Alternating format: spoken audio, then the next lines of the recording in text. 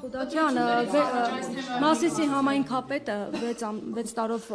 ազատազրկման ենթարկվեց այն դեպքում, երբ գործը 7 տարի քննվում էր եւ հիմա ընտրություններից առաջ այս որոշումը կայացվեց, արդյոք սա ընդդիմադիր համայնքապետերին այդպես լիկվիդացնելու գործընթացի մի մասը չէ։ Հիմա եթե ես հետեւյալը ասեմ, Վարդան Ղուկասյանի դեպքով ընտրություններից մի քանի ամիս հետո ընդամենը եղավ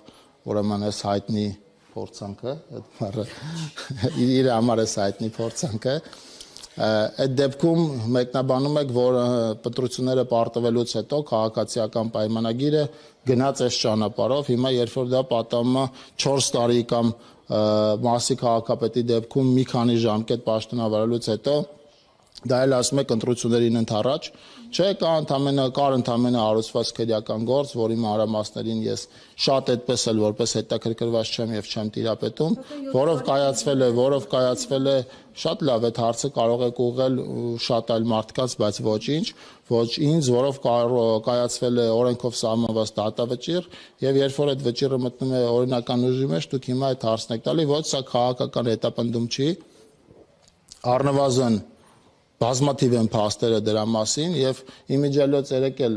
կուզեմ նաեւ առիթ օգտագործելով այդ հարցին անդրադառնամ, երբ որ նշվում էր, որ մենք վարչական ռեսուրս ենք կիրառում վաղարշապատում, ուրեմն առաջ բերելով հրատապ եւ այլ պետական բյուջեի ֆինանսավորման վաղարշապատում վերջին ամիսներին իրականացված ծրագրերը, պետք է ասեմ, որ մեր նախարարության ամենախոշոր ենթակառուցվածքային ծրագրերը այդ թվում նաև այն ծրագրերը, որոնցում ուղիղ հաստատումը կա եւ ուղիղ ներգրավվածությունը կա, այդ ծրագրերի զգալի մասը իրականացվում են այնպիսի համայնքներում, որտեղ համայնքի ղեկավարները ընդդիմադիր են եւ եթե թվարկեմ կարող է պարզվել, որ առաջի տասնյակում առնվազն կեսը այդ տրամաբանության մեջ են եւ ակնհայտ է, որ մենք ընտրություններին մտահոգվելու առիթ չունենք, որովհետեւ նաեւ